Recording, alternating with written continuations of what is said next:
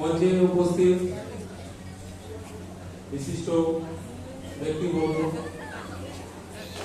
এবং আজকের প্রোগ্রামে আমার সামনে যারা বসে আছেন সবাইকে আমি মালদা সদর sub division agriculture department government of West বেঙ্গলের পক্ষ থেকে আন্তরিক নমস্কার এবং ধন্যবাদ জানাচ্ছি। ইন্ডিয়া গ্রো এই কোম্পানি আমাদের সঙ্গে যোগাযোগ রাখেন, প্রতিনিয়তই যোগাযোগ রাখেন। ওনারা আমাদের অফিসেও আসেন, বিভিন্ন ট্রেনিং প্রোগ্রামে তাদের কাছ থেকেও আমরা কিছু জানতে পারি। কারণ হচ্ছে কৃষি এটা হচ্ছে ফার্স্ট চ্যাপ্টার। এগ্রিকালচার কিন্তু 58 ডিপার্টমেন্ট এর সঙ্গে যুক্ত আছে। এগ্রিকালচার মধ্যে শুধু কিন্তু কৃষি কিন্তু নয়, এর সাথে 48খানা ডিপার্টমেন্ট আছে যেটা প্রত্যক্ষ এবং পরোক্ষভাবে জড়িয়ে আছে। যারা কৃষি নিয়ে একটু নাড়াচাড়া করেছেন তারা অনেকটাই জানেন যে কৃষিটা কিন্তু পুরোপুরি আমাদের অবহেলিত সোসাইটির লোক করলেও এখানে কিন্তু পুরোটাই হচ্ছে সায়েন্স। সায়েন্সের বাইরে কিন্তু কৃষিতে কিছু নেই। যারা কৃষিবিদ তারা যেমন মাইক্রোবায়োলজি নিয়ে কাজ করছেন, বায়োটেকনোলজি নিয়ে যেমন কাজ করছেন, ডেয়ারি সায়েন্স নিয়ে কাজ করছেন, এনিম্যাল হাজবেন্ডারি নিয়ে কাজ করছেন, এ ধরে 48খানা ডিপার্টমেন্ট আছে। আবহাওয়া থেকে শুরু করে আরো অন্যান্য দপ্তর আছে। প্রত্যেকটা ডিপার্টমেন্টই কিন্তু প্রত্যক্ষ এবং পরোক্ষভাবে এই কৃষির সাথে জড়িয়ে আছে। এবং ভারতবর্ষের প্রায় 70 থেকে 80% লোক আজকে ডেটেও প্রত্যক্ষ না হলেও পরোক্ষভাবে কিন্তু কৃষির উপর নির্ভরশীল। যেটা আমাদের রাজ সাহেব বলছিলেন কিছুক্ষণ আগে যে সবকিছু থেমে গেছিল করোনা কালে, কিন্তু কৃষি কিন্তু থামেনি।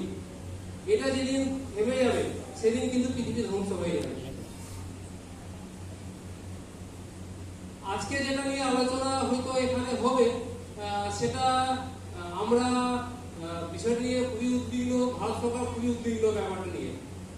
কারণ হচ্ছে পরম্পরাগত যে কৃষি ছিল আগে সেই কৃষি কিন্তু আমরা সেখান থেকে বেরিয়ে এসেছি। কেন বেরিয়ে এসেছি? আমরা নিজেদের প্রয়োজনের তাগিদে বেরিয়ে এসেছি। কারণ হচ্ছে ভারতবর্ষের জনসংখ্যা যখন 36 কোটি ছিল আর কি, তখন কিন্তু মানুষ দুবেলা কিন্তু খেতে পেত না। আজকে ভারতবর্ষের জনসংখ্যা 140 কোটি, সেখানেও কিন্তু মানুষ খাবার খেতে পারছে। কেন বেরিয়েছি তার মূল কারণ হচ্ছে এটা যে আমাদের প্রয়োজন ছিল, আমরা প্রয়োজনের তাগিদে রাসায়নিক চাষের উপর নির্ভরশীল হয়েছি। কারণ হচ্ছে জৈব চাষ করলে কিন্তু আমার দেশের যে ক্রমবর্ধমান যে জনসংখ্যা এটা কিন্তু আমরা খাবার দিতে পারবো না। কিন্তু দীর্ঘদিন জমিতে রাসায়নিক সার এবং কৃষি বীজ ব্যবহারের কুফল আমরা অনেকগুলো রাজ্যে বর্তমানে দেখতে পেয়েছি। স্থায়ীভাবে বিভিন্ন কোম্পানি বা বিভিন্ন এনজিও যেভাবে প্রোগ্রাম করে, ভারত সরকারের পক্ষ থেকেও একটা কিন্তু গভর্নমেন্টের স্কিম আছে, পরম্পরাগত খেতি বিকাশ যোজনা বা PKVY। এটাও কিন্তু ভারতবর্ষের অনেকগুলো স্টেটে লাগু আছে, আমাদের পশ্চিমবঙ্গেরও বিভিন্ন জায়গায় বিভিন্ন জেলায় কিন্তু এই প্রকল্পটা দীর্ঘদিন ধরে কিন্তু চলছে, যাতে আমরা পুরোপুরি রাসায়নিক নির্ভর হয়ে না পড়ি। কারণ তার কি ফল সেটা আমরা জানি যে দীর্ঘদিন মাটিতে আমাদের রাসায়নিক সার এবং কৃষি বীজ দেওয়ার ফলে কি হচ্ছে, উৎপাদনশীলতা, উৎপাদন কিন্তু বলছি না আমি, উৎপাদন আমাদের 93 মিলিয়ন টন থেকে 293 মিলিয়ন টনে পৌঁছে গেছে। উৎপাদন কিন্তু বেড়েছে, কিন্তু উৎপাদনশীলতা যদি আমি বলি মানে প্রতি ইউনিট এরিয়ায় উৎপাদন, অর্থাৎ ধরুন একটা যদি আমি বিঘাকে যদি ইউনিট ধরি তো 1 বিঘায় কত উৎপাদন হয়েছে সেটা কিন্তু বাড়েনি। যদি আমি একটা উদাহরণ দিই তাহলে আপনি বুঝতে পারবেন যে আমাদের পশ্চিমবঙ্গে সব থেকে বেশি ধান চাষ হয় স্বর্ণ ধান। এটা দেখবেন যে দীর্ঘ 40 বছর ধরে ট্রেন্ড আছে স্বর্ণ ধান। কারণ কি? স্বর্ণ ধান চাষ করলে কিছু না কিছু ফলন পাওয়া যাবে, আবহাওয়া যতই খারাপ হোক না কেন। তার কারণ হচ্ছে এই ধানের একটা বিশেষ গুণ আছে, এর যখন মানে ফ্লাওয়ারিং স্টেজ আসে, যখন ফুল ফুটে আর কি, এটা একটা উদাহরণ আমি বলছি। যদি প্রচন্ড ঝড় বৃষ্টি হয় বা ওয়েদার যদি খারাপ হয়, অটোমেটিক কি হবে, এটা আস্তে আস্তে বন্ধ হয়ে যাবে।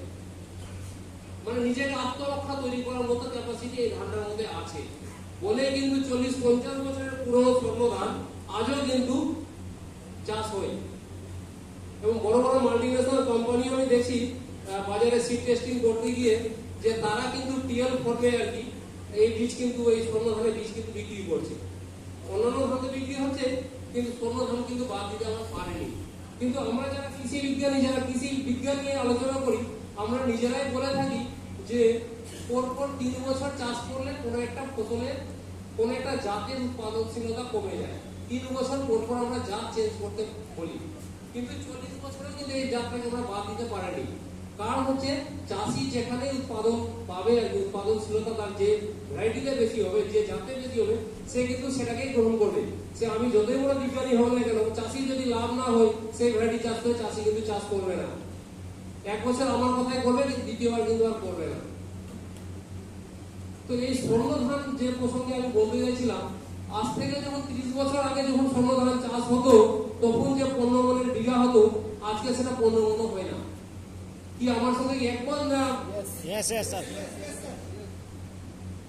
তাহলে ফসলের কিন্তু সারের ব্যবহার আজ থেকে 30 বছর আগে যা সার দিলাম তার থেকে আমরা 5 গুণ বেশি সার দিচ্ছি, কোথাও কোথাও 10 গুণ বেশি সার দিচ্ছি। তাহলে সারের ব্যবহার 10 গুণ বাড়িয়েছি, কিন্তু উৎপাদনশীলতা কেন আবার 15 গুণে ভেঙে গেছে? তার কারণ হচ্ছে যে কোনো একটা জাত দীর্ঘদিন কিন্তু চাষ করা যায় না। এটা আমরা যেমন চাষ করছি, আমরা যে জমিতে চাষ করছি সেই জমি কিন্তু আর সেই অবস্থায় নেই। আমরা বলি না মা মাটি, মাটি কিন্তু আর মা অবস্থায় নেই। মাটি আমাদের মা অবস্থায় এখন নেই, কারণ যে কৃষি বীজ আমরা দিয়েছিলাম সেই কৃষি বীজ বা রাসায়নিক সার সেটা কিন্তু মাটিকে নষ্ট করে দিয়েছে।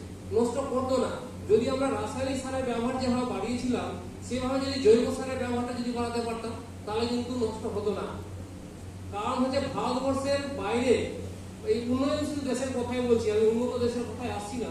আমাদের অনেক উন্নয়নশীল দেশ আছে যেখানে সারের ব্যবহার ভারতবর্ষের চেয়েও বেশি আছে প্রতি ইউনিট এরিয়ায়।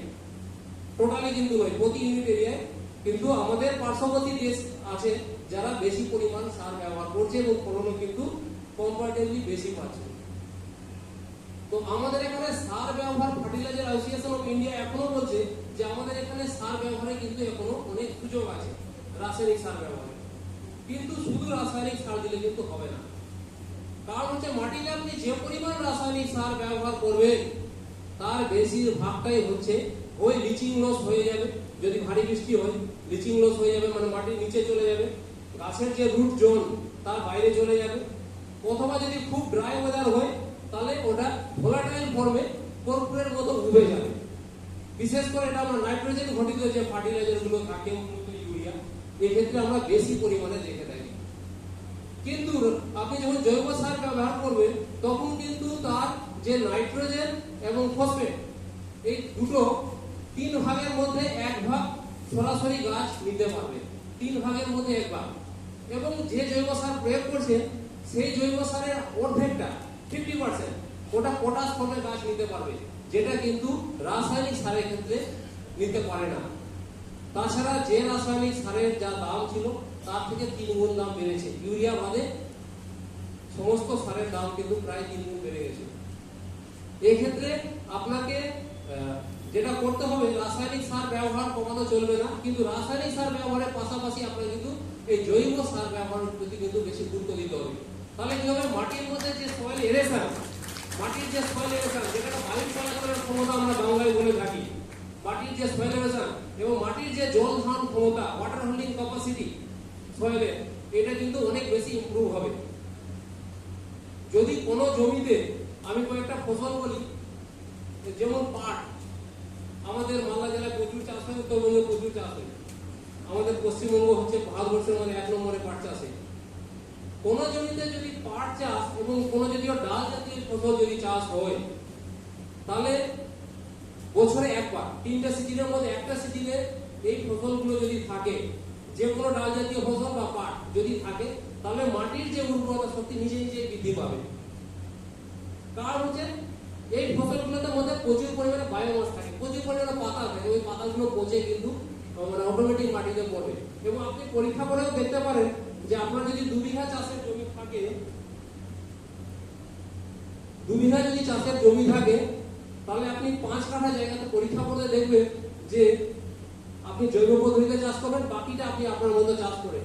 পরপর 3 বছর আপনি যে ওই 5 কাঠা জমি বললেন সেখানে যদি জৈব পদ্ধতিতে চাষ করেন, চতুর্থ বছরে গিয়ে আপনার রাসায়নিক সারের পরিমাণ 50% কমে যাবে, 50% কমে যাবে।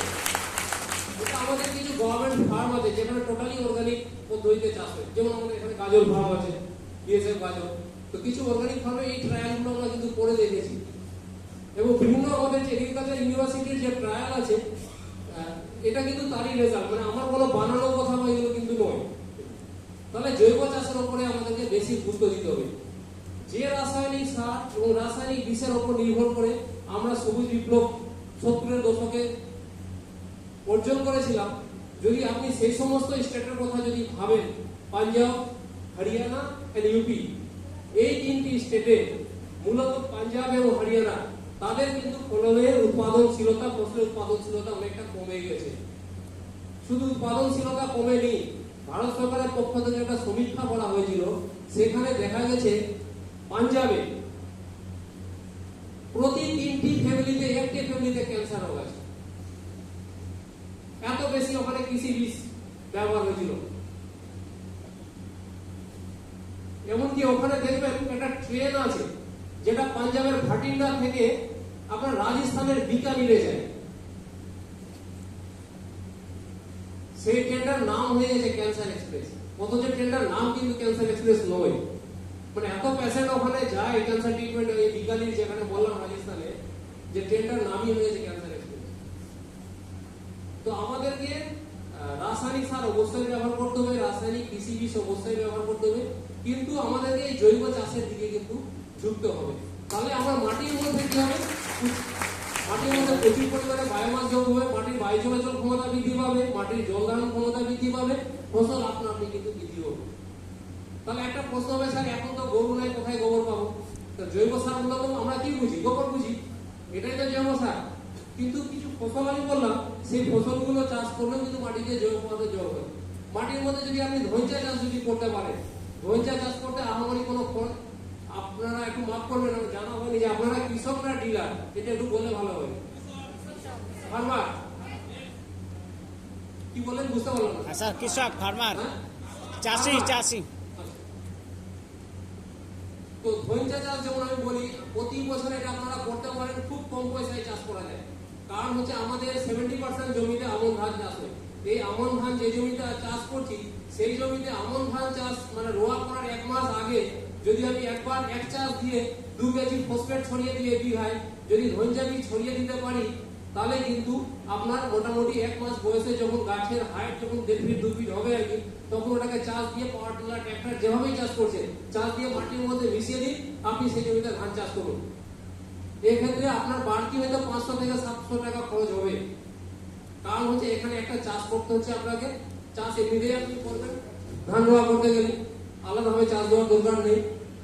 আপনার 4 কেজি ধৈর্য বীজ লাগবে এক বিঘায়, এটা আপনি চাষ করে মাটিতে মিশিয়ে দিন, প্রচুর পরিমাণে আপনার মাটির মধ্যে জৈব পদার্থ যোগ হবে। এই যে 1000 টাকা বাড়তি খরচ হলো, এক্ষেত্রে আপনাকে 2000 টাকা সারের খরচ কমিয়ে দেবে। কিভাবে কমিয়ে দেবে? একটু আগে বলছিলাম, যে পরিমাণ আপনি রাসায়নিক সার জমিতে ব্যবহার করছেন, তার বেশিরভাগটাই গাছ কিন্তু নিতে পারে না।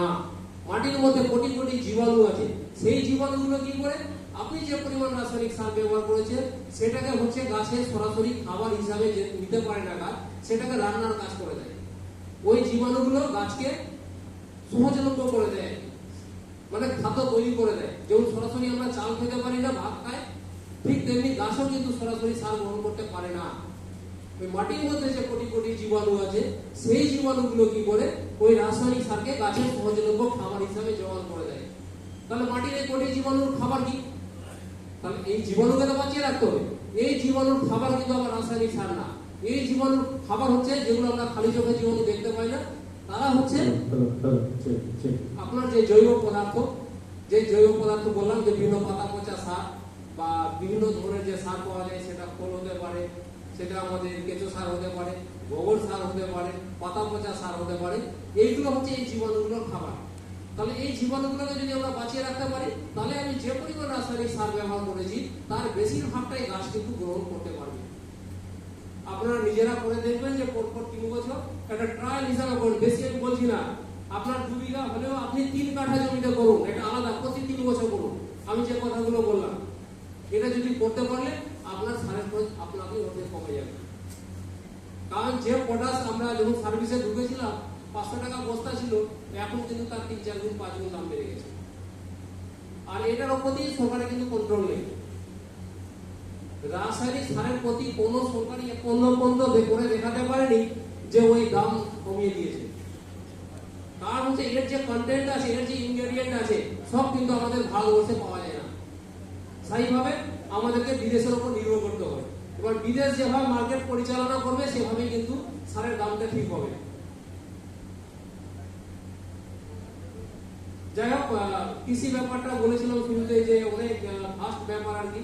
আপনারা বিভিন্ন প্রান্ত থেকে কোম্পানির প্রতিনিধি ওনারাও বক্তব্য রাখবেন আর কি।